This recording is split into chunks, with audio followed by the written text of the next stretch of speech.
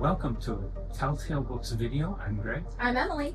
and we're here to talk about a timeless classic by Edgar Burroughs, his second published novel, titled Tarzan of the Apes. And we are doing this because of Zoom restrictions, because we don't have a lot of money. We had to not include him for the full video, but we've got Michael K. Vaughn, who knows way more about Edgar Rice Burroughs and Tarzan and John Carter and all that stuff than we do. So when we were talking about reading this book, I thought we got to try and get him in, and he agreed. And so we shot a video over Zoom talking to him about Tarzan for a while, and he was great, and we're very happy to have him included in this.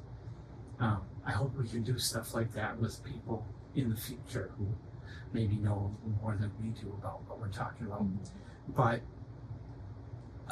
he'll be showing up in just a little bit. I'll splice that interview in, but we couldn't do our full talk, so we're shooting extra material, an intro and summary, and then we're going to give our impressions after talking with Michael, our impressions of the book.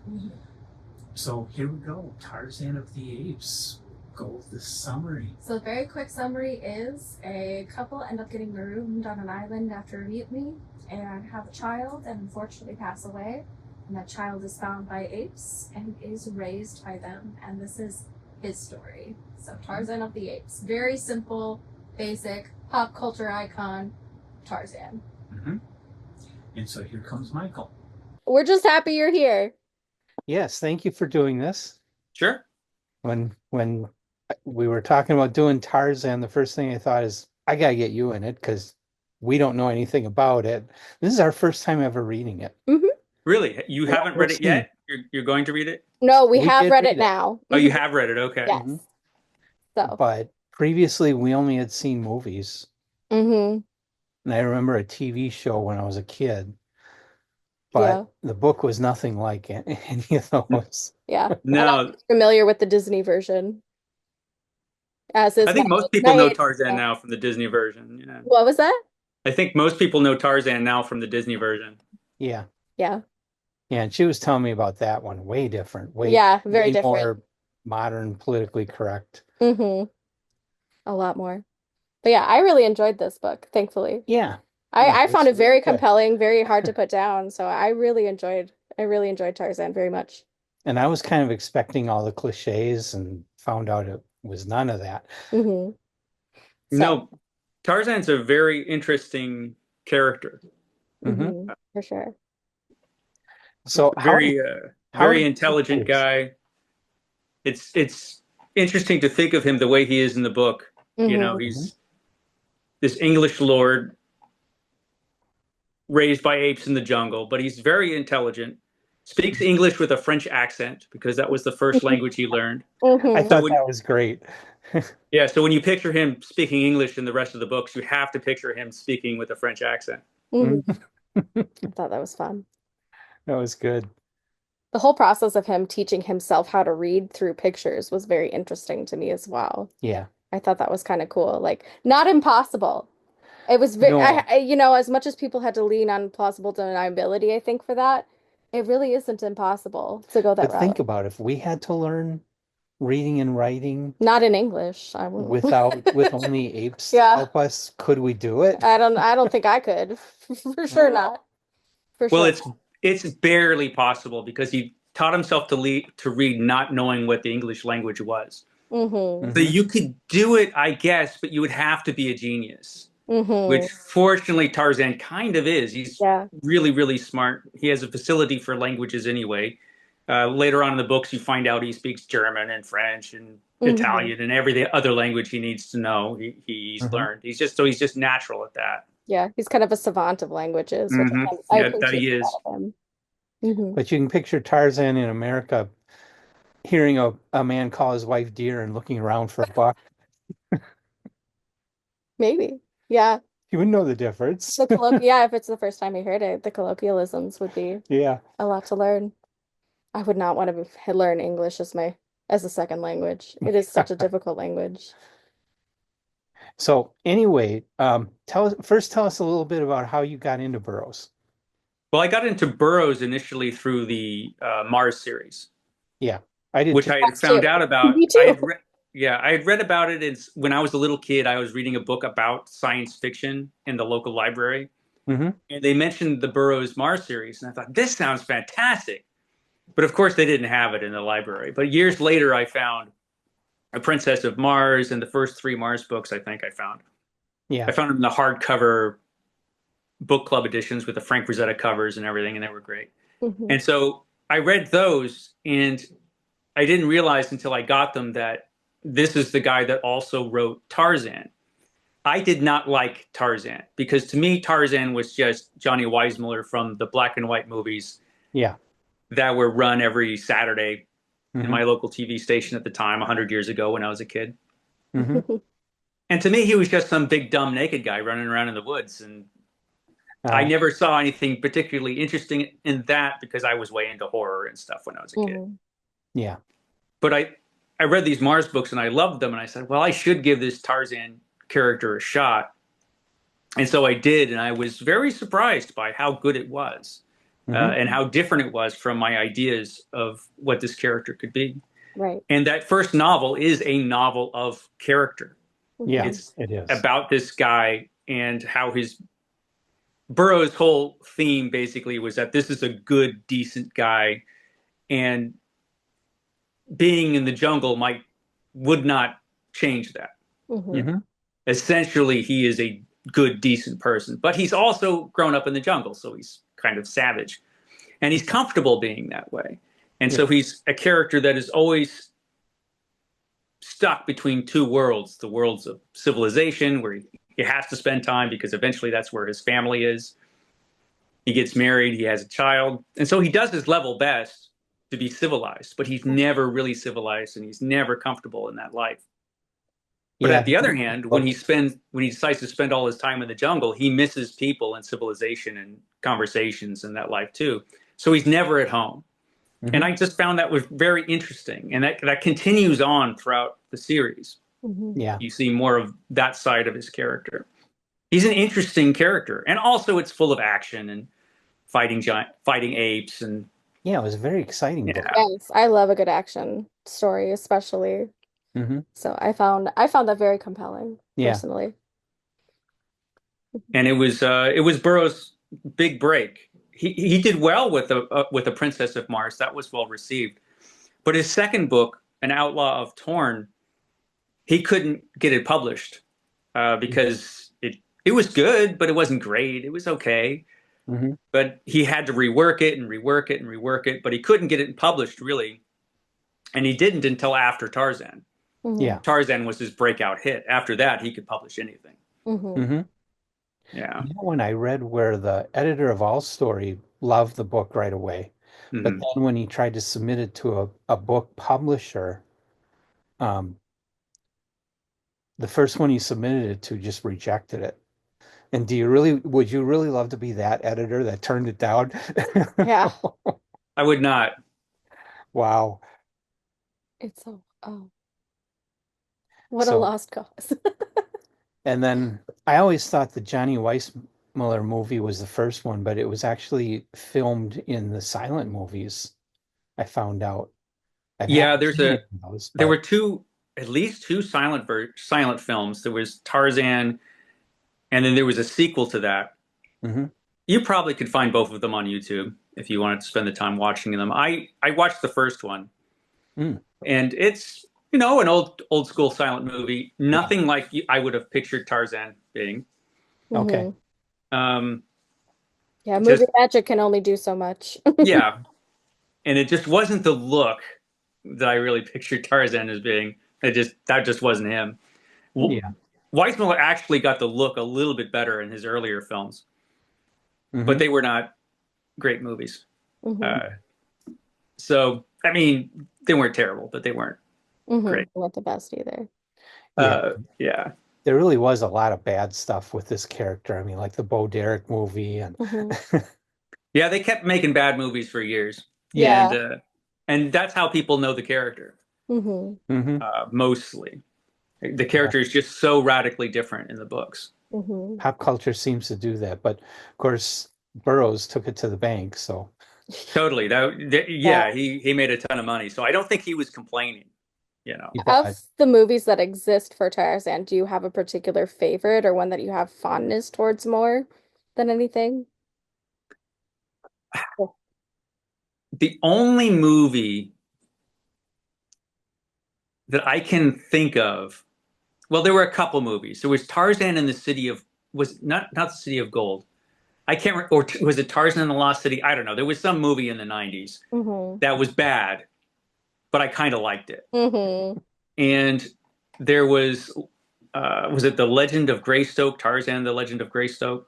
Yeah, that was made, I think, in the 1980s. Yeah, which the first half of that movie gets it right.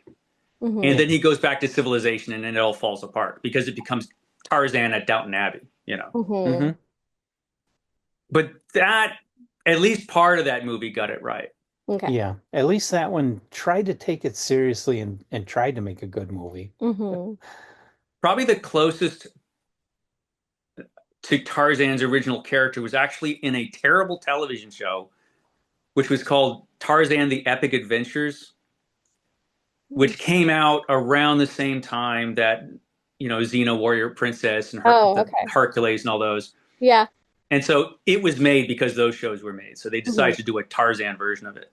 Yeah. And it was just, the special effects were the worst you've ever seen. It was like Land of the Lost from the 70s, but worse. If you can picture it. It was something. But they did make an effort to get the character right. Yeah. So despite the incredible low budget and basic terribleness of the whole show, they did make an attempt. So I appreciated that. Cool. Very cool. Yeah, he's such an influential pop culture character. It's kind of interesting to see how many variants there are of him throughout media in general. Well, he was, at least for a while, Tarzan was the equivalent of Superman or Sherlock Holmes. He was a character that everybody knew. Everybody knew who Tarzan was, even if they only knew the movie version. At least they had an idea of who and what Tarzan was. That's kind of faded throughout the years as Tarzan as a character has lost his relevancy. Yeah. And something I was telling her after reading this book, I was thinking this sounds like every Marvel origin story. Yeah. This hero's journey, Marvel origins, afoot in both worlds, but not belonging to either. Yeah, well, if you think about that wouldn't be surprising because, of course, Stan Lee read this and everybody who ever wrote a comic book read this. And it was incredibly influential. All of Burroughs' work was. He is a very important writer. But the stigma of being a pulp writer has stuck with him. And so you will get classics editions of Tarzan, the first book. And every once in a while, you'll get a Princess of Mars. There's a Penguin Classics edition of that for whatever that's worth. I mean, after Penguin published Morrissey's autobiography as a Penguin Classic, I'm not sure that's worth much, but, it's there. But it'll be a while, if ever, before he ends up in the Library of America and as official part of the series. Tons of American writers that should be in Library of America. Yeah. I think Harlan Ellison should have literally tons. Yeah. You guys cover a lot of them. Yeah. And for which I appreciate. You guys are always talking about stories and authors, but mostly some of those early stories that literally nobody else anywhere on BookTube talks about. Yeah. Anywhere. Thank you. We appreciate that. And that's what we aim for. Yeah. That's what we aim for. We've been going through Francis Stevens. Nobody, I think, even knows anymore. Yeah. I found out something about her, and so I got all her books, and we've been reading those and reviewing them. They're a lot of fun. Yeah. So that's what we look for. That's what we're trying. When we first started on YouTube, there was literally nobody talking about anything but latest Brandon Sanderson. Yeah, latest and greatest.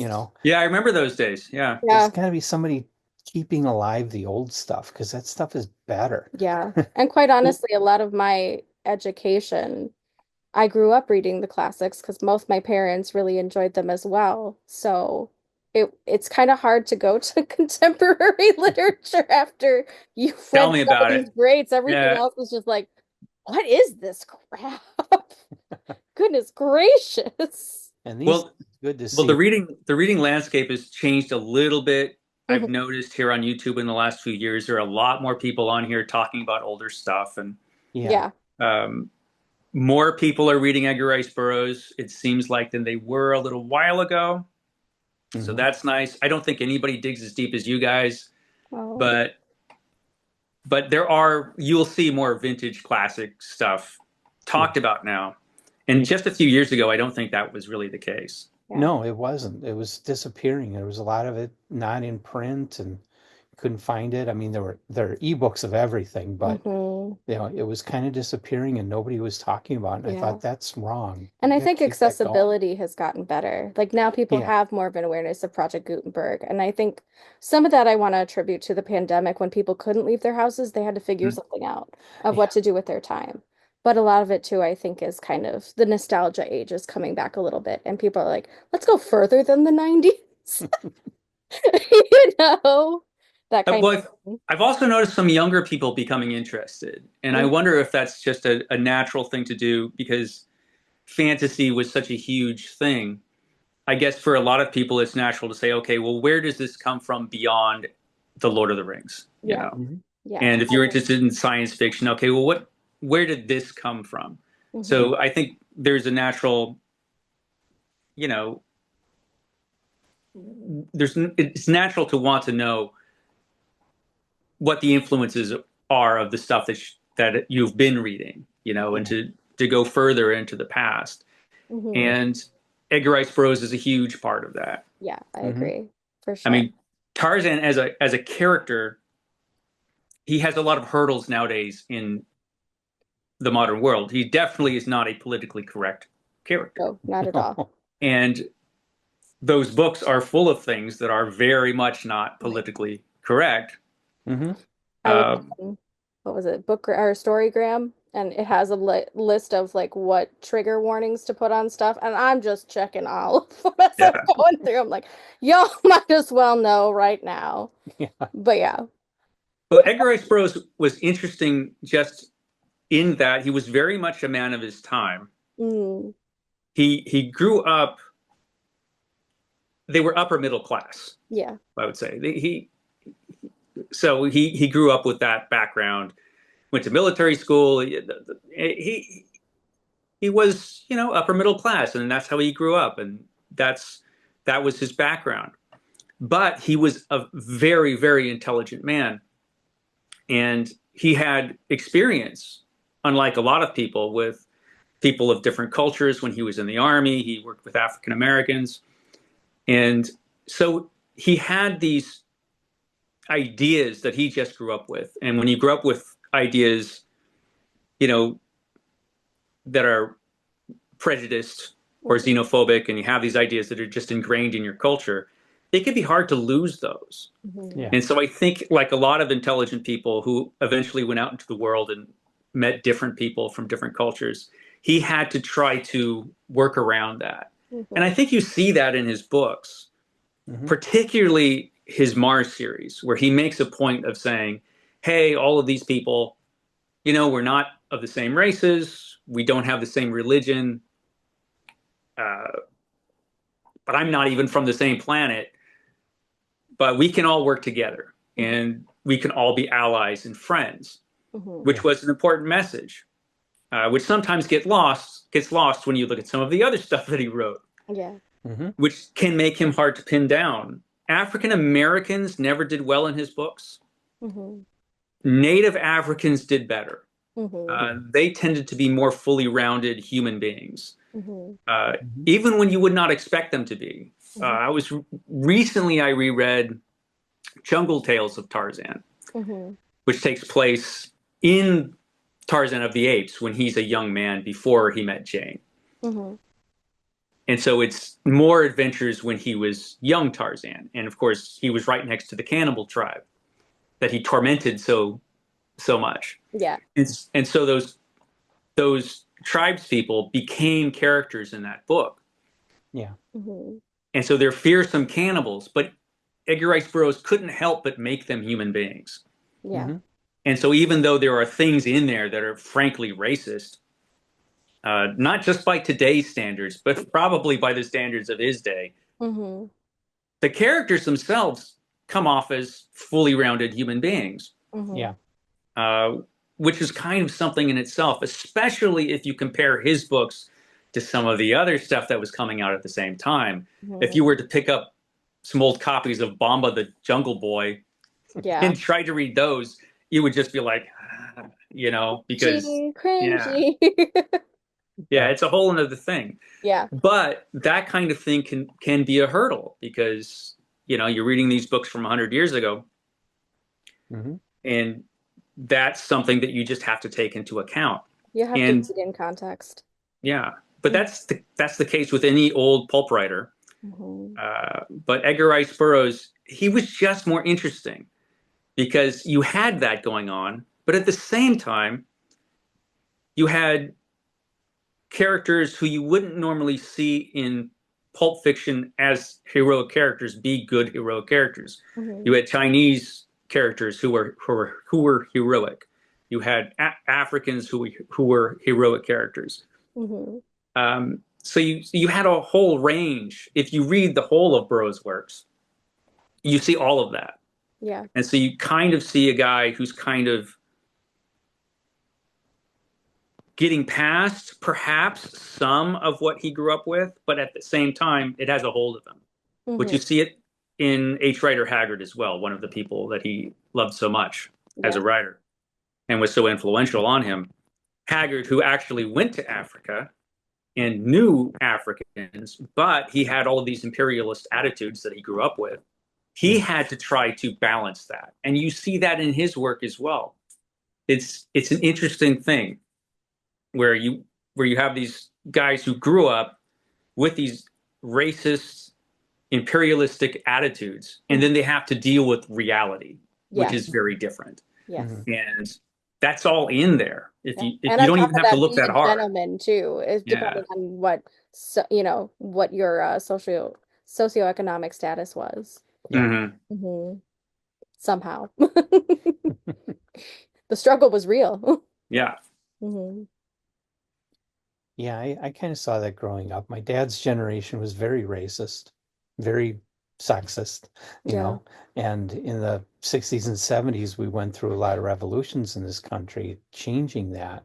Yeah. And that's when I was growing up. And, on the one hand, in a small city in Wisconsin, I'm surrounded by all these old-fashioned attitudes, farmer attitudes. And on the other hand, I'm, exposed to all these ideas that say we shouldn't be nasty to those people. Yeah.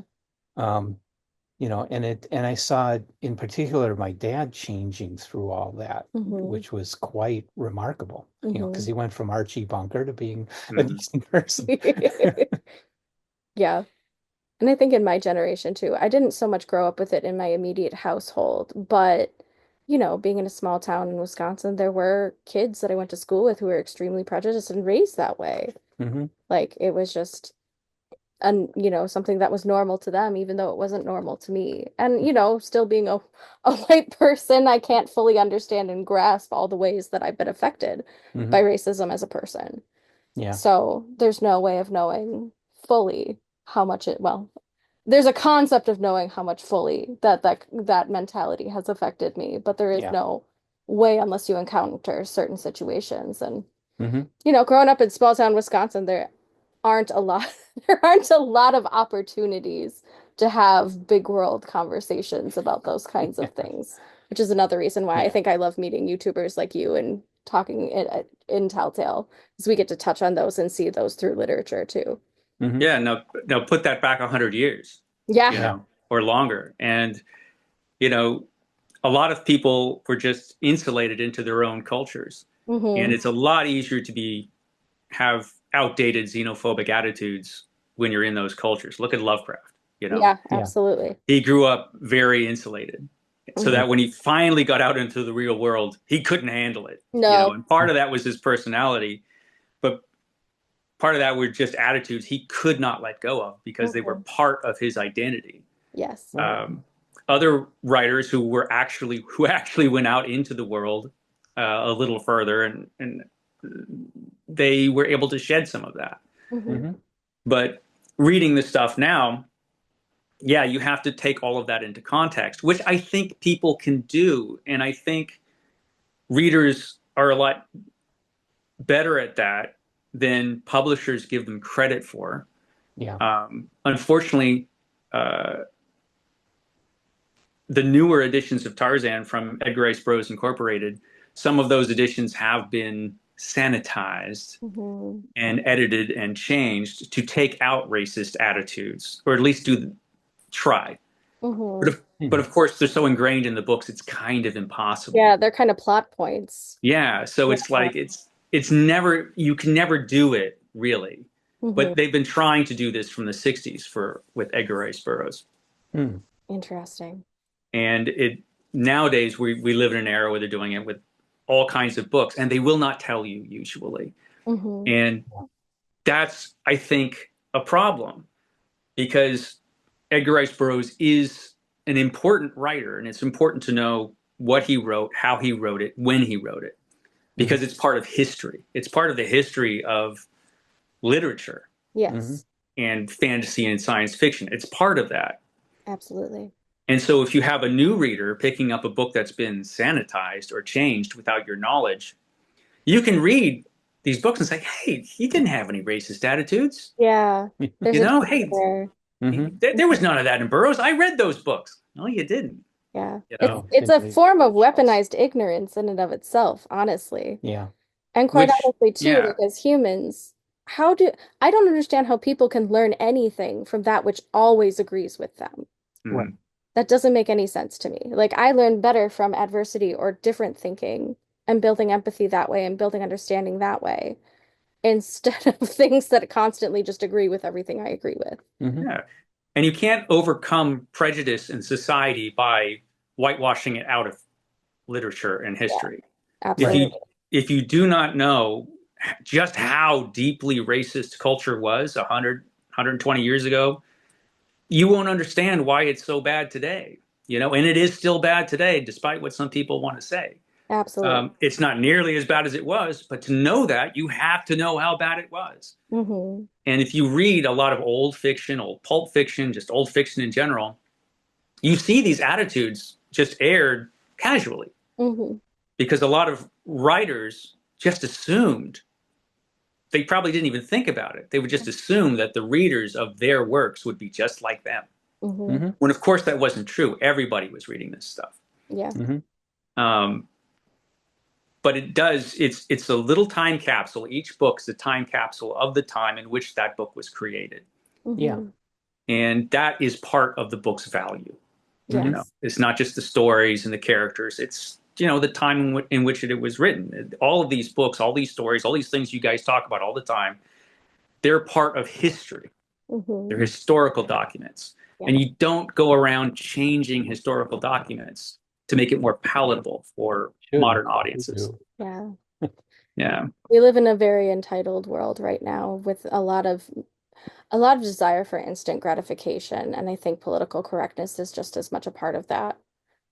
Like that instant gratification desire. Not that there shouldn't be representation in all pieces of literature. I'm not saying that, but definitely think that documents should be left alone. I even have an issue sometimes with abridged things. Yeah. It's like, don't water this down for me. No, thank you, Reader's Digest. I want the whole story. So, but yeah. Is there any other questions we want to ask Michael before? I don't want to take up too much of your time today. Yeah. No, I have nothing else, and I'm not sure how Zoom is liking us. We're over time. Yeah, I think but they're letting us keep going, apparently. Well, and I don't want it to just suddenly cut off on us too. So, do you have any other commentaries about Tarzan that you kind of want to leave us with, or any thoughts for us to ponder? I would just say that it is a book worth reading. I think the whole series is worth reading, particularly the next 12 books, let's Okay. say. It's really interesting, great character, very influential character, and it's the original book, Tarzan. It's not my favorite. That would be Return of Tarzan. That has everything. Has a lost city, has Tarzan as an international spy. It's awesome. Yeah. Return of Tarzan is awesome. But this is probably a better book, Tarzan of the Apes. Mm-hmm. It's just a true classic, and it's well worth reading. Everybody should read it. And I appreciate everything you guys are doing on your channel. Your channel's wonderful. Thanks, Michael. I've loved it since before I started, I think. You guys have been around longer than me. Well, So, yeah. I like the channel too. I don't have Roger here to really spruce it up, though. It's just as well. Very nice. Well, thank you so much, Michael, for joining us. We super No problem. appreciate you taking your time with us today. And thank you for all the encouragement you gave us. That's super nice. We appreciate it. Okay, guys. Thank you. Yeah, Thank have you. a good rest of your day. You too. Bye. Bye. Ultimately, what did you think of this? I actually enjoyed the book as a whole. Even though there were parts that I was kind of frustrated with, a lot of that I realized was my biases of what I thought Tarzan was, simply because the only exposure I had to Tarzan as a kid was the 1999 Disney movie, which was really well done. Phil Collins did the soundtrack. It was phenomenal animation, some of the best I think Disney's ever done. And the story was kind of dark. I mean, a lot of Disney's stories are pretty dark, but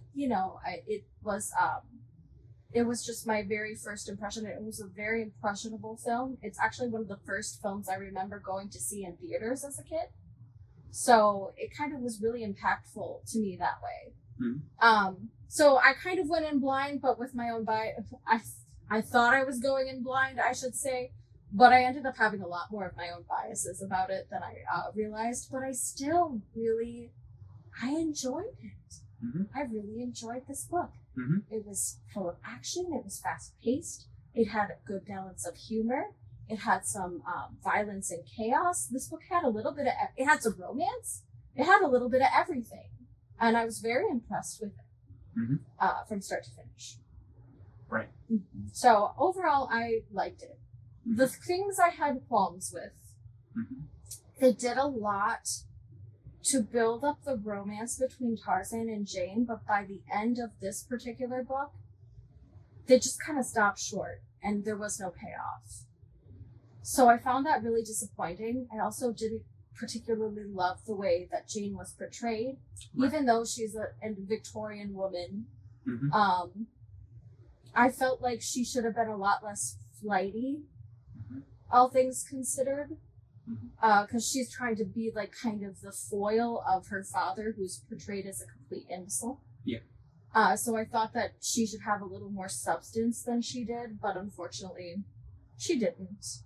And of course, Edgar Burroughs is writing for his time, so there was racism, and you can't get around it. No. Especially when most of what is happening in Africa. So those were some hang-ups that people need to be aware of. But yeah, overall, I actually enjoyed it. It was fast-paced. It took very little time for me to read this. And it was just really a great action adventure. So, I'd put it on the top 2. Honestly. Because, 1, Tarzan is such an influential character. And 2, it was a really well-written, good read. I think we all have our impressions of what Tarzan is. And if before you go and read the Tarzan book, just throw all that out because it's not accurate. It's been built up by pop culture, which tends to distort everything. And they're right again. Like even Disney did stuff.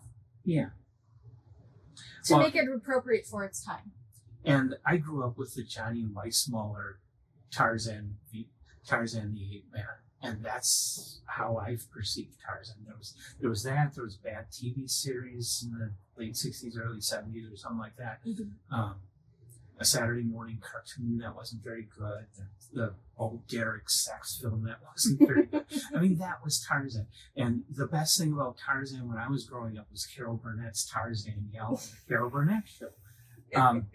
Which now which is fantastic. Which Don't get now me wrong. I'm finding out that whole Tarzan yell is not accurate to the book. No, he has not been portrayed very accurately.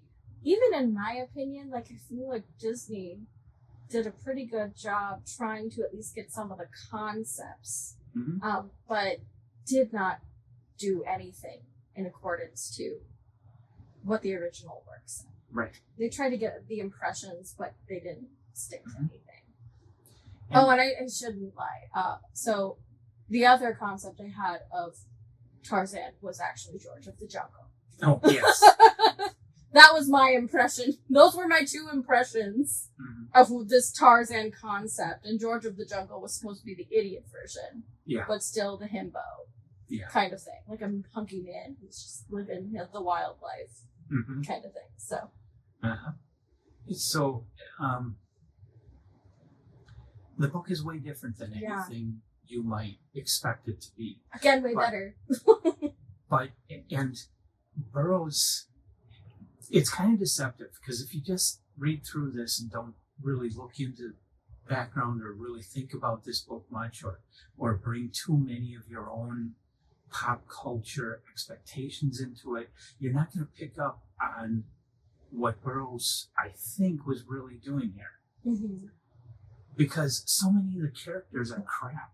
Yeah. It seems like a poorly written book, at least as far as characterization goes. Yes. But I think he did that on purpose. You know, the only characters that are really well written in this book, and they are very well written, they do come alive for you, are Tarzan and his ape family. Yeah. All the other characters are stock characters.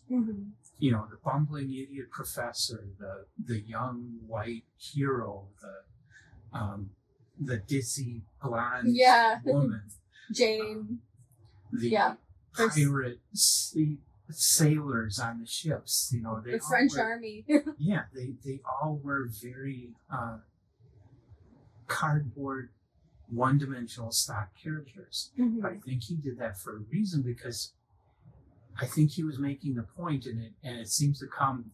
We're going to spoil the hell out of this. Yeah, it's Tarzan. Just get ready. Okay? Get ready. In the end of the book, Tarzan chooses the jungle over civilization, and I think Burroughs was making the point of getting away from all of our civilization, all of our assumptions, all of our bullshit. Well, all of our bullshit. All the things that we've built up over the years that hinder us and keep us from being who we are, that have come with civilization and technology, that all that stuff is crap and it's made us less human for it. That industrialization and technology has dehumanized us. Yes. And so Tarzan grew up without any of that. And he's the only full character in this book. He's the most human character in this book. Yes. And Burroughs did do an amazing job at writing that character and building that jungle world. Amazing job of world building. Yeah. So I really love the book for those subtle things that you don't expect, that you realize if you really think about what you're reading here, that make this far better writing than what you would initially think at giving this a quick read through. It's not the pulp trash that you think it is. It really is an excellently done book with a lot of thought behind it. And then I was pleasantly surprised at the end of the book when Jane goes to her mother's farm in northern Wisconsin. Yeah, Wisconsin for the win! And the best place to go farming! So the book wraps up pretty much where we live, small town Wisconsin. Yeah. Which I wasn't expecting that. I never heard that about Tarzan before. That's not in any of the movies. It's not in popular culture. The Midwest is a wonderful place, though. Yeah. The big forest fire. I mean, we do have forest and grass fires in Wisconsin, but not like you get out in California. Usually it's a man-made situation. Stuff like that, yeah. Controlled fire gun. We have a lot less of that. So that was a little bit tough to believe because I personally have never seen anything with controlled fires. I have seen one uncontrolled fire in Wisconsin, but that was from the air. Because I was flying over and we just happened to go over yeah, so it's not a common occurrence. No, it's not. It's a very, very unique occurrence. We're a very humid and wet area because of the lake, at least our side of the state. Yeah. So we're kind of fortunate that way. We just have circumstances where, I mean, the most you might get is a lightning strike during a really hot summer. And maybe it'll start a fire. But for the most part, it's a torrential downpour with it. So the fire gets put out right away from the rain. Yeah. So. And of course, as Mike was talking about, this did a lot more for Burroughs' career than than A Princess of Mars did. Yeah. A Princess of Mars was popular, but when this hit, it hit big and made Burroughs super famous, made him lots of money. He was smart that he controlled his writings and controlled his properties and controlled the licensing. And made a lot of money off of that, made a lot of money off of those movies that were made.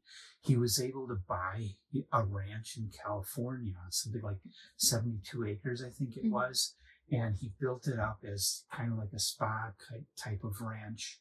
And then it got converted to a town that is still there called Tarzan, California. That's cool. And what a time to be alive. Burroughs created that because of the money he made off of his characters, primarily Tarzan. And, he formed his own corporation to protect and control his characters, and it still exists today. Edgar Rice Burroughs Inc. They're doing a lot of publishing. They've published some cool things. I was very disappointed because I did read the Burroughs Corporation authorized library edition of Tarzan and the Apes because I love the Joe Jusko art that's being done. That is pretty cool. But it was very disappointing to hear Michael say that these have been sanitized. I didn't catch it while reading it. It shocked me when he said that. Yeah. And I read the Project Gutenberg version, which would be the original. One of the more originals. Yeah, it basically was this one with this cover. This is an old Grosset Dunlap, I think. Yep. With stamps on the inside. Somebody really liked this. Yeah, this is a Grosset and Dunlap, a later edition. Says 1914, but it's also listing a whole bunch of later Tarzan books, so it's probably from the 1920s. I've got that. I've got this one. These are all so old going, and those two are in need of a lot of restoration. This one's in pretty good shape, but does have some problems to it. So these are in need of restoration. So I didn't want to read from these. Yeah, so pretty. Love the cover of this. And this one here is A.L. Burt, which will be, I don't think that's, no, the original was A.C. McClurg. A.L. Burt was a little later, but still close to the earliest editions of Tarzan. So I got a bunch of them. And I got, in the 1940s, Grosset and Dunlap put these out with some very nice illustrations. Not great illustrations, but decent. Really nice. And they were intended for kids, so I didn't read this. I don't know how much it may have been changed for children. Some things I'm sure there are a lot of people would disagree with in this book, which if you are one who watches for content warnings, will tell you there's a lot of them. There is some racism. Cannibalism, definitely violence. The character of Jane is not modern. Yeah. She's pretty ditzy. Nope. There is cannibalism. There is a lot of violence. There is some war. Pretty intense description of stripping body horror off of animals and humans. But you're in the jungles of Africa. It was food. Okay. Yeah. It's what the animals ate. There were some things I really appreciated about the African tribe, though. So one of the things I noticed and thought was really cool was that the communal grieving that they did in the book. Yes, they were freaking out because a lot of other people were being murdered and they thought it was a forest spirit, But the building of theology and culture was very sophisticated. Mm-hmm. And I did appreciate the communal grieving. I appreciated the hunter mentality, even though sometimes it was people. Mm-hmm. I thought it was kind of cool that everything was done as a very collectivist action. Like, nobody hunted and then just took it to their house and took care of it themselves. They did it as a full community. Yeah. And I thought that was very sophisticated, even for a tribe. Mm-hmm. Very lacking in individualism as juxtaposed against the colonization. Mm-hmm. Like the French army that comes in later and tries to massacre them and stuff. Like, Mm-hmm. I just thought it was really, really interesting. Yeah, it's when the Europeans come to this area, it's just they're after treasure. They're treasure hunting. They're trying to take what they can. They kill just because they can't for sport. They kill for sport. They kill because they're just afraid of the animals and the natives and stuff. Mm-hmm. And, they're portrayed as the worst possible human beings you can imagine, Yeah. even the ones that are supposed to be the nice, good guy kind of, Mm-hmm. They're portrayed as idiots and portrayed as evil. Yeah. I also loved, Tarzan teaches himself how to read without actually realizing that what he's reading is the English language. Because he finds, in his adulthood or maybe young adulthood, he finds his biological parents' cabin and finds an illustrated dictionary, and is able to associate the shapes and iconography of words with a picture. Mm-hmm. So what I love is that, and even Michael mentions it, is that whole concept of building. Tarzan is a genius. He's basically a savant and has figured things out. Yeah. But also he's English with a French accent. And that was cool. But when he taught himself how to read and write in English, but he didn't know how to speak it, of course. Mm-hmm. So when he finally tries to communicate with this French military officer, he has to write notes to him. They have to write notes back and forth. And they were spending some time together. So this French officer teaches him to speak, but of course teaches him French. In French. So Tarzan first learns to speak French. He's writing English, but he's speaking French, and that kind of blows people's minds. I thought that was funny. That would blow my mind too. But it was just a really interesting book. Some things you had to kind of lean on plausible deniability. A few things you have to overlook for modern audiences. But this is a fantastic read. I can't wait to read more. Yeah. Michael recommended reading at least the first 12 books. This was a really great introduction to Tarzan for me, kind of coming from my own biases and stuff. The book was better. The book was just better. Isn't that always the case? I mean, I've only had maybe one case where it wasn't. And that was Howl's Moving Castle. Okay. I like the movie better than the book. Oh, well. Okay. But yeah. Okay. The other thing about this book that everybody today who's into the superheroes, the Marvel universe, this book, before there were any comic books, before there were any superheroes, this book reads like the origin story of any Marvel superhero you're familiar with. I mean, not exactly, but that whole idea of this guy being raised in unusual circumstances and developing mind and physical powers far beyond the average human. You have that here. Which is what you have in Batman, Superman, Spider-Man, Aquaman, all those stories. Yeah. Tarzan is basically the Uberman. This is the first superhero. Yeah. And so Edgar Rice Burroughs created that. And he's hot. He has everything. All of it. Yeah. They make sure you really know that Tarzan's hot. Yeah, he really rails it into you that this is a handsome man. Unlike all the other I'm in love with Tarzan. Unlike all the other superheroes, he's swinging through the jungle naked. Well, he's in cloth, sort of. Well, no, eventually he gets clothes. He meets the people. Yeah, he starts putting clothes on. When his whole thing growing up, he had no clothes. That's true. Yeah, you're right. You're right. He was naked the whole time. So they're smart here too. Oh man, I forgot to put the trigger warning of childbirth. that, no, no, there is kind of a romance, but not. It's totally plain. Yeah, it is pretty clean. It's actually very sweet, and which is why I was so disappointed that there was no payoff at the end. And I don't usually like romances. There was payoff. He recognized his true place and where he felt best, and he turned his back on the woman and her whole civilized world to go back to what he really cared about. Books. Yeah. But does he? So yeah, it does leave you at a cliffhanger, where it does imply heavily that he's deciding, I don't want to be part of society. I want to go back to the jungle, kind of thing.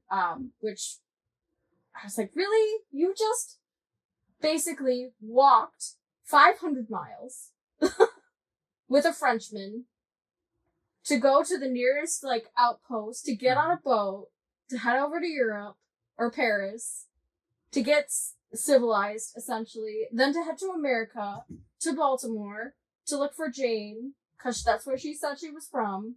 And then you get there and she's not there, so then you have to haul butt over to Wisconsin and figure out where she is. Only to be like, nah. Yeah, but... Or imply, nah. Back in the jungles, he was king of everything, you know? He was... I know. He was kicking butt of the lions. Then she should have just fortified and went and been a jungle lady. She could do it. She'd learn. She was not incapable. Next book, The Return of Tarzan. Yeah, let's do it. She might come back. I hope so. Because I really want them together, like in my biased version. And the animated series that I got as a kid, where he and his wife have great adventures throughout Africa. And have a beautiful, colorful array of friends, both human and animal alike. I just want that for people. But yeah. No, so, great book, Top Tail. Recommended to anybody who loves a really, really good adventure tale and doesn't mind the age of the book, doesn't mind the fact that it's not politically correct. It is written for its time. This book is an amazing book that has really changed our culture in many ways. It's so good. You should read it. Read it. Absolutely. And I want to take Michael's advice and read through the series if we can. And see if they're all intending to. Excellent. I don't know if you want to. I will gladly. I want to see what happens next. Though the next book Burroughs published was The Gods of Mars. No, let's just do John Carter.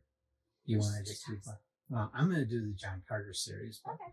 Well, I mean, I like that one. If you don't want to join me for that, that's fine. But I think I like Tarzan better than John Carter. Okay, Return of Tarzan is next. All right. Yes. Yes. Anyway. But I'll sneak in Gods of Mars. One of the things too that we need to kind of touch on is this was written for kids. That's true. Well, ish. I mean, the original magazine, All Story Magazine, they published a wide variety of, but not high literature. You know, they weren't publishing Henry James in All Story Magazine. They were publishing H.G. Wells, Jules Verne, Edgar Rice Burroughs, people like that, William Hope Hodgson, Abraham Merritt. They weren't at that time a kids magazine. And that's something to remember about most of these classics that we call kids books, is they weren't written as kids books. Dracula was not written for kids. Frankenstein was not written for kids. They were meant to be adult books. Yep. But for some reason, over time, we've kind of delegated them, a lot of them, to being kids books. And when you get into it, I mean, how many parents... cannibalism for kids. How many parents want their kids reading about that? Yeah. You know, it is a little more, at least in 1912. Yeah. It is a little more sophisticated than what people would have been cool with their kids reading back then. Today, I mean, there's worse on TV. Young adult and kids books. This is actually pretty on par. Yeah. For contemporary audiences. But it's not a kid's book. It's definitely something an adult can read and enjoy. I don't think a kid would mind it either, though. No. It's pretty exciting. It was very fast-paced. 10 years old and up, I think, would enjoy this book. Yeah. And it's not going to rot their brain. Exactly. And it's really fast-paced, so, as an ADHD person, really loved that. Had a hard time putting it down. Could hyper focus for a few hours and be done. It was super easy. Like a really fast read. Yeah, that's one thing you get a lot of the non-highbrow literary books. The writers were much, much better at holding your interest and keeping you engrossed in that book. Yeah.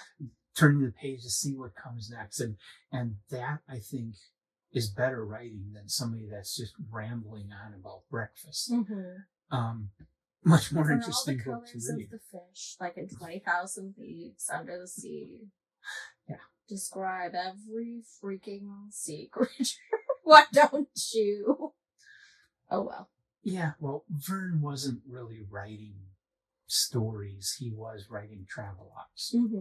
All of his books. He was going to some other part of the earth. Trying to record it. To talk about the wonders of the world. And the story was secondary. Very much so. So yeah. Anything else you want to touch on with this book? I don't think so. Yeah, I think we've covered it. It's a great book. Read it. We're happy. Enjoy it. Understand that it was written in 1912. And understand that it totally changed popular culture. And it's remarkable. I enjoyed it. So thanks for joining us, guys. We'll see you next time. Like and subscribe. Bye.